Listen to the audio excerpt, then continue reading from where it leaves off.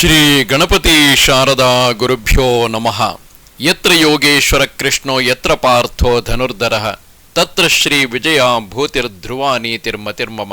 ಶ್ರೋತೃಗಳಿಗೆ ಶ್ರೀ ಅಳಸಿಂಗರಾಚಾರ್ಯ ವಿರಚಿತ ಶ್ರೀ ವ್ಯಾಸ ಮಹರ್ಷಿ ಪ್ರಣೀತ ಶ್ರೀಮನ್ ಮಹಾಭಾರತದ ಅಶ್ವಮೇಧಿಕ ಪರ್ವದಲ್ಲಿ ಕೃಷ್ಣನು ಅರ್ಜುನನಿಗೆ ಪರಬ್ರಹ್ಮ ಸ್ವರೂಪವನ್ನು, ಆ ಬ್ರಹ್ಮ ಪ್ರಾಪ್ತಿಗೆ ಸಾಧನವನ್ನು ತಿಳಿಸುವುದಕ್ಕಾಗಿ ಗುರು ಶಿಷ್ಯ ಸಂವಾದವನ್ನು ಹೇಳಿದುದು ಎಂಬ 36ನೇ ಅಧ್ಯಾಯಕ್ಕೆ ಸ್ವಾಗತ. ಹಿಂದಿನ ಕೆಲವು ಅಧ್ಯಾಯಗಳಿಂದ ಅನುಗೀತ ಪರ್ವ ಎಂಬ ಉಪಪರ್ವದ ನಾಮದಲ್ಲಿ ಶ್ರೀಕೃಷ್ಣನು ಅರ್ಜುನನಿಗೆ ಭಗವದ್ಗೀತೆಯಲ್ಲಿ ಹೇಳಿದ ವಿಷಯಗಳ ಸಾರಾಂಶವನ್ನು ತಿಳಿಸುತ್ತಿರುವನು.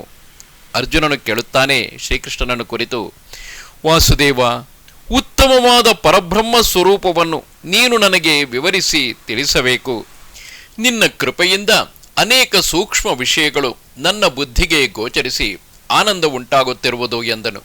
ಆಗ ಕೃಷ್ಣನು, ಅರ್ಜುನ, ಇದೇ ವಿಷಯದಲ್ಲಿ ಗುರು ಶಿಷ್ಯ ಸಂವಾದ ರೂಪವಾದ ಒಂದು ಇತಿಹಾಸವನ್ನು ಉದಾಹರಿಸುವರು. ಮೋಕ್ಷ ಸಾಧಕವಾದ ಆ ವಿಚಾರವನ್ನೇ ನಿನಗೆ ತಿಳಿಸುವೆನು. ಮೇಧಾವಿಯಾದ ಶಿಷ್ಯನೊಬ್ಬನು ಕಠಿಣ ವ್ರತವುಳ್ಳ ತನ್ನ ಆಚಾರ್ಯನು ಕುಳಿತಿದ್ದ ಸಮಯದಲ್ಲಿ ಅವನನ್ನು ನೋಡಿ, ಆಚಾರ್ಯ, ಶ್ರೇಯಸ್ಸೆಂದರೆ ಯಾವುದು? ಮೋಕ್ಷದಲ್ಲಿ ಮುಖ್ಯೋದ್ದೇಶವುಳ್ಳ ನಾನು ನಿನ್ನ ಅನುಗ್ರಹದಿಂದ ಅದನ್ನು ತಿಳಿಯಬೇಕೆಂದಿರುವೆನು. ನಿನ್ನಲ್ಲಿ ತಲೆಬಗ್ಗಿ ಮೊರೆಹೊಕ್ಕು ಪ್ರಾರ್ಥಿಸುವೆನು. ನಾನು ಕೇಳುವ ಕೆಲವು ಪ್ರಶ್ನೆಗಳಿಗೆ ಉತ್ತರವನ್ನು ಹೇಳಬೇಕು ಎಂದನು.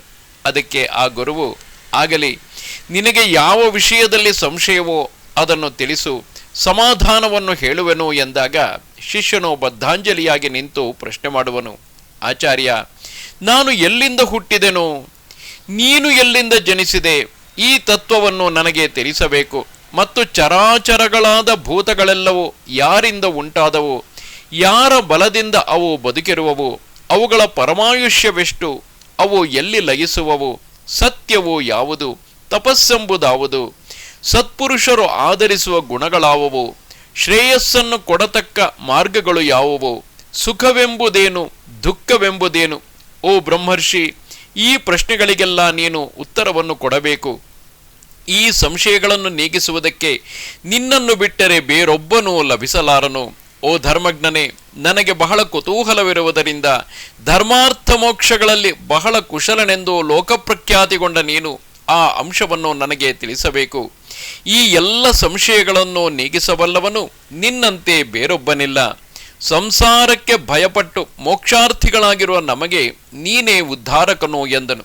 ಓ ಪಾರ್ಥ, ಹೀಗೆ ತನ್ನಲ್ಲಿ ಮರೆಹೊಕ್ಕು ಪ್ರಾರ್ಥಿಸುತ್ತಿರುವ ಆ ಶಿಷ್ಯನ ಗುಣಗಳನ್ನು, ವಿನಯವನ್ನು, ಗುರು ಶುಶ್ರೂಷೆಯನ್ನು ನೋಡಿ ಸಂತೋಷಿಸಿ ಧೀಮಂತನು, ದೃಢವ್ರತನೂ ಆದ ಆ ಗುರುವು ಜಿತೇಂದ್ರಿಯನು, ಬ್ರಹ್ಮಚಾರಿಯು, ಪ್ರಯತ್ನ ಪರನು, ನೆಳಲಿನಂತೆ ತನ್ನನ್ನು ಅನುವರ್ತಿಸತಕ್ಕವನು ಆದ ಆ ಶಿಷ್ಯನಿಗೆ ಅವನು ಕೇಳಿದ ಎಲ್ಲ ಪ್ರಶ್ನೆಗಳಿಗೂ ಕ್ರಮವಾಗಿ ಉತ್ತರವನ್ನು ಹೇಳತೊಡಗಿದನು.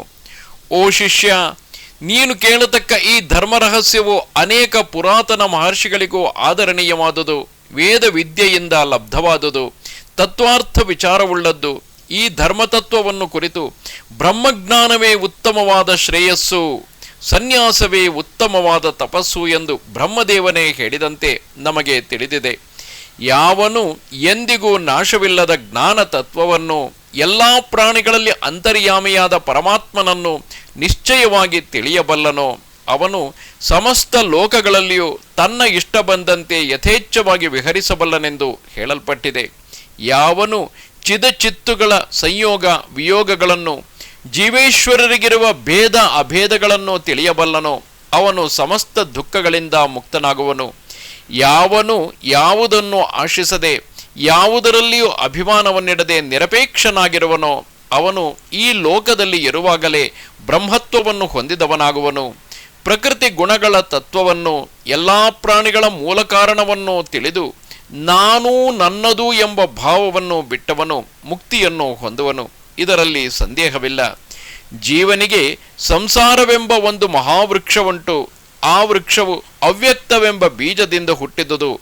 ಬುದ್ಧಿಯೇ ಅದಕ್ಕೆ ಸ್ಕಂಧವು, ಅಹಂಕಾರವೆಂಬುದೇ ಅದರ ಕೊಂಬೆಗಳು, ಇಂದ್ರಿಯಗಳೇ ಅಂಕುರಗಳು ಮತ್ತು ಅದರ ಪೊಟರೆಗಳು, ಆಕಾಶ ಮೊದಲಾದ ಮಹಾಭೂತಗಳೇ ಹೂವಿನ ಮೊಗ್ಗೆಗಳು, ಸ್ಥೂಲ ಕಾರ್ಯಗಳೇ ಅದರ ಉಪಶಾಖೆಗಳು, ಮನೋರಥಗಳೇ ಯಾವಾಗಲೂ ಹುಟ್ಟಿ ಬೀಳುತ್ತಿರುವ ಎಲೆಗಳು, ಕರ್ಮಗಳೇ ಅದರಲ್ಲಿ ಯಾವಾಗಲೂ ಬಿಡುತ್ತಿರುವ ಪುಷ್ಪಗಳು, ಶುಭಾಶುಭಗಳೇ ಅದರ ಫಲಗಳು.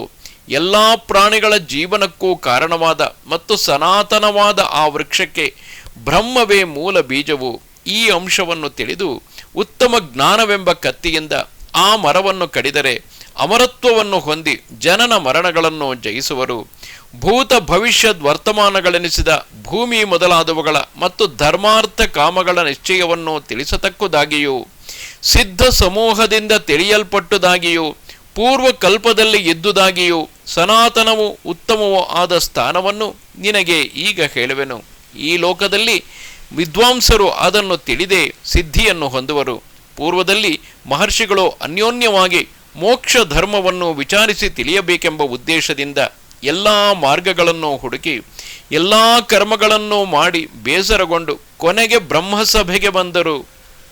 ಪ್ರಜಾಪತಿ, ಭರದ್ವಾಜನು, ಗೌತಮನು, ಭಾರ್ಗವನು, ವಸಿಷ್ಠನು, ಕಶ್ಯಪನು, ವಿಶ್ವಾಮಿತ್ರನು, ಅತ್ರಿಮುನಿ ಈ ಬ್ರಹ್ಮರ್ಷಿಗಳೆಲ್ಲರೂ ತಮ್ಮೊಳಗೆ ಕಲೆತು ಆಲೋಚಿಸಿ ಕೊನೆಗೆ ತಮ್ಮಲ್ಲಿ ವಯಸ್ಸು ಕಳೆದು ಮುದುಕನಾದ ಅಂಗೀರಸನೆಂಬ ಋಷಿಯನ್ನು ಮುಂದಿಟ್ಟುಕೊಂಡು ಬ್ರಹ್ಮದೇವನನ್ನು ಕಂಡರು. ಆಗ ಸಭೆಯಲ್ಲಿ ಸುಖಾಸೀನನಾಗಿದ್ದ ಆ ಬ್ರಹ್ಮನಿಗೆ ಮಹರ್ಷಿಗಳೆಲ್ಲರೂ ನಮಸ್ಕರಿಸಿ ವಿನಯದಿಂದ ಮೋಕ್ಷ ಧರ್ಮ ವಿಷಯವಾಗಿ ಈ ಮುಂದೆ ಹೇಳುವ ಪ್ರಶ್ನೆಗಳನ್ನು ಕೇಳತೊಡಗಿದರು. ದೇವ, ಯಾವ ರೀತಿಯ ಕರ್ಮವನ್ನು ಮಾಡಿದರೆ ನಮಗೆ ಶುಭಕರವಾಗುವುದು? ಪಾಪದಿಂದ ಬಿಡುಗಡೆ ಹೊಂದುವ ಮಾರ್ಗವೇನು? ನಮಗೆ ಮೋಕ್ಷ ಸಾಧನವಾದ ದಾರಿ ಯಾವುದು? ಸತ್ಯವಾವುದು? ಪಾಪವಾವುದು?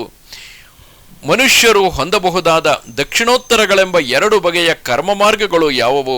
ಪ್ರಾಣಿಗಳಿಗೆ ನರಕವು ಮೋಕ್ಷವು ಹೇಗೆ ಬರುವವು? ಜನನ ಮರಣಗಳೆಂದರೇನು ಎಂದು ಕೇಳಿದರು. ಅದಕ್ಕೆ ಆ ಬ್ರಹ್ಮನು ಅವರಿಗೆ ಹೇಳಿದ ಉತ್ತರವನ್ನೇ ನಿನಗೆ ಹೇಳುವೆನು ಕೇಳು.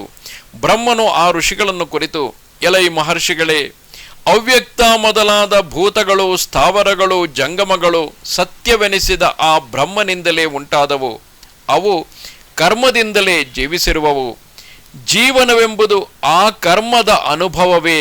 ಆ ಕರ್ಮಾನುಭವವೇ ಹಿಂದೆ ಹೇಳಿದ ಚರಾಚರ ಪ್ರಪಂಚವೆಲ್ಲ ಕೊನೆಗೆ ಆ ತನ್ನ ಕಾರಣದಲ್ಲಿ ಲಯಿಸಿ ಅಲ್ಲಿಯೇ ಆ ಕಾರಣದೊಳಗೆ ಅಡಗಿರುವುದು. ಸತ್ಯವೂ ಶಾಶ್ವತವೂ ಆದ ಆತ್ಮವೇ ಗುಣಗಳೊಡನೆ ಸೇರಿದುದಾಗಿ 5 ಲಕ್ಷಣಗಳಿಂದ ಕಾಣುತ್ತಿರುವುದು.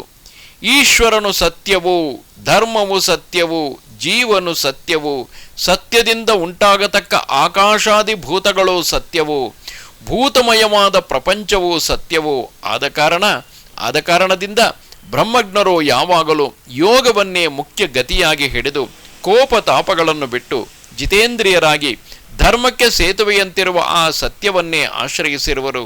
ಅನ್ಯೋನ್ಯವಾಗಿ ಒಬ್ಬರಿಗೊಬ್ಬರಿಗೆ ಅಡಗಿದವರು, ವಿದ್ಯಾವಂತರು, ಧರ್ಮಕ್ಕೆ ಆಧಾರಕರು, ಶಾಶ್ವತರು, ಲೋಕವನ್ನು ಪಡೆಯತಕ್ಕವರು ಆದ ಆ ಮಹಾತ್ಮರನ್ನು ಕುರಿತು ನಾನು ಹೇಳುವೆನು. ವಿದ್ವಾಂಸರು ಧರ್ಮಾರ್ಥ ಕಾಮಗಳಿಗೆ ಸಾಧಕವಾದ 4 ವಿದ್ಯೆಗಳನ್ನು, 4 ವರ್ಣಗಳನ್ನು, 4 ಆಶ್ರಮಗಳನ್ನು, 4 ಪಾದಗಳುಳ್ಳ ಧರ್ಮವನ್ನು ನಿತ್ಯವೆಂದು ಹೇಳುವರು. ಎಲೈ ಬ್ರಾಹ್ಮಣರೇ, ಶುಭವನ್ನು ಕ್ಷೇಮವನ್ನು ಕೊಡತಕ್ಕುದಾಗಿ ಬ್ರಹ್ಮ ಭಾವವನ್ನು ಹೊಂದುವುದಕ್ಕೆ ಅವಶ್ಯ ಕಾರಣವು ಪೂರ್ವದಿಂದಲೂ ವಿದ್ವಾಂಸರಿಂದ ಅನುಸರಿಸಲ್ಪಟ್ಟುದು ಆದ ಮಾರ್ಗವನ್ನು ನಿಮಗೆ ನಾನು ಹೇಳುವೆನು. ಬೇರೊಬ್ಬರಿಂದ ತಿಳಿಯಲಸಾಧ್ಯವಾದ ಪರಮ ಪದವನ್ನು ಕುರಿತ ಮಾರ್ಗವನ್ನು ನೀವು ನನ್ನಿಂದ ಪೂರ್ಣವಾಗಿ ತಿಳಿದುಕೊಳ್ಳಬಹುದು. ಈ ಲೋಕದಲ್ಲಿ ಬ್ರಹ್ಮಚರ್ಯವನ್ನು ಮೊದಲನೆಯ ಆಶ್ರಮವನ್ನಾಗಿ ಹೇಳುವರು.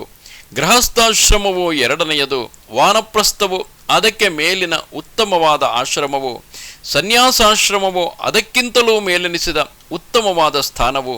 ಈ ಸನ್ಯಾಸದಲ್ಲಿ ಆತ್ಮಸಾಕ್ಷಾತ್ಕಾರ ಉಂಟಾಗದವರಿಗೆ ತೇಜಸ್ಸು, ಆಕಾಶ, ಸೂರ್ಯ, ವಾಯು, ಇಂದ್ರ, ಪ್ರಜಾಪತಿ ಇವರನ್ನು ತಿಳಿಯಲು ಸಾಧ್ಯವಿಲ್ಲ. ಮೊದಲು ಅದಕ್ಕೆ ಉಪಾಯವನ್ನು ಹೇಳುವೆನು, ಅದನ್ನು ತಿಳಿದುಕೊಳ್ಳಿರಿ.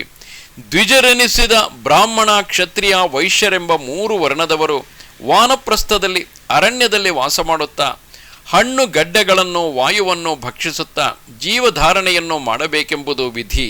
ಗೃಹಸ್ಥಾಶ್ರಮವೆಂಬುದು ಎಲ್ಲ ವರ್ಣದವರಿಗೂ ಶ್ರೇಯಸ್ಕರವಾದುದು. ವಿದ್ವಾಂಸರು ಧರ್ಮವೆಂಬುದು ಶ್ರದ್ಧೆಯನ್ನೇ ಮುಖ್ಯ ಲಕ್ಷಣವಾಗಿ ಉಳ್ಳದ್ದೆಂದು ಹೇಳುವರು. ನೈಷ್ಠಿಕ ಬ್ರಹ್ಮಚಾರಿಯಾಗಿದ್ದರೂ ಸನ್ಯಾಸಿಯಾಗಿದ್ದರೂ ವೈರಾಗ್ಯದಿಂದಿದ್ದರೆ ಬ್ರಹ್ಮವನ್ನು ಕಾಣಬಹುದು. ಧೀಮಂತರಾದ ವಿದ್ವಾಂಸರಿಂದ ಕರ್ಮಲಬ್ಧವಾಗಿ ಧರ್ಮಕ್ಕೆ ಆಧಾರಗಳೆನಿಸಿದ ದೇವಯಾನವೆಂಬ ಮಾರ್ಗವನ್ನು ಹೊಂದುವುದಕ್ಕೆ ಬೇಕಾದ ಉಪಾಯಗಳನ್ನು ಈಗ ತಿಳಿಸಿದನು. ದೃಢವ್ರತವುಳ್ಳ ಯಾವನು ಇವುಗಳಲ್ಲಿ ಒಂದು ಧರ್ಮವನ್ನು ಮುಖ್ಯವಾಗಿ ಹಿಡಿದು ಅನುಷ್ಠಿಸುವನೋ ಅವನು ಸ್ವಲ್ಪ ಕಾಲದಲ್ಲಿಯೇ ಪ್ರಾಣಿಗಳ ಉತ್ಪತ್ತಿ ವಿನಾಶಗಳನ್ನು ಕಾಣಬಲ್ಲನು. ಎಲೈ ಮಹರ್ಷಿಗಳೇ, ಇನ್ನು ಬುದ್ಧಿಗೆ ವಿಷಯಗಳಾದ ಮತ್ತು ಬೇರೆ ಬೇರೆ ವಿಭಾಗಗಳುಳ್ಳ ತತ್ವಗಳನ್ನು ನಿಮಗೆ ತಿಳಿಸುವೆನು. ಮಹತ್ತು, ಅವ್ಯಕ್ತ, ಅಹಂಕಾರ, 11 ಇಂದ್ರಿಯಗಳು, 5 ಮಹಾಭೂತಗಳು, 5 ಭೂತ ಗುಣಗಳು ಅಂದರೆ ಶಬ್ದ ಮೊದಲಾದ ವಿಶೇಷ ಗುಣಗಳು, ಇವಿಷ್ಟು ಸೇರಿ 24 ತತ್ವಗಳೆಂದು ವೇದಗಳಲ್ಲಿ ಹೇಳಲ್ಪಟ್ಟಿವೆ. ಅವುಗಳನ್ನೇ ನಿಮಗೆ ತಿಳಿಸಿದನು. ಈ ಎಲ್ಲ ತತ್ವಗಳ ಉತ್ಪತ್ತಿ ವಿನಾಶಗಳನ್ನು ತಿಳಿದವನಿಗೆ ಯಾವ ಭೂತಗಳಲ್ಲಿಯೂ ಮೋಹವೆಂಬುದು ಹುಟ್ಟಲಾರದು. ಯಾವನು ಎಲ್ಲ ತತ್ವಗಳನ್ನು, ಎಲ್ಲ ಗುಣಗಳನ್ನು, ಎಲ್ಲ ದೇವತೆಗಳನ್ನು ಯಥಾಸ್ಥಿತವಾಗಿ ತಿಳಿಯುವನೋ ಅವನು ಸಮಸ್ತ ಪಾಪಗಳನ್ನು ನೀಗಿ ಬಂಧನದಿಂದ ಮುಕ್ತನಾಗಿ ಶುದ್ಧವಾದ ಪುಣ್ಯ ಲೋಕಗಳನ್ನೆಲ್ಲ ಪಡೆಯುವನು. ಇದು ಶ್ರೀಮನ್ ಮಹಾಭಾರತದ ಅಶ್ವಮೇಧಿಕ ಪರ್ವದಲ್ಲಿ 36ನೇ ಅಧ್ಯಾಯವು. ನಮಸ್ತೆ ಶಾರದೆ ದೇವಿ ಕಾಶ್ಮೀರ ಪುರವಾಸಿನಿ ತ್ವಾಮಹಂ ಪ್ರಾರ್ಥಯೇ ನಿತ್ಯಂ ವಿದ್ಯಾದಾನಂಚ ದೇಹಿಮೆ. ನಮಸ್ಕಾರ.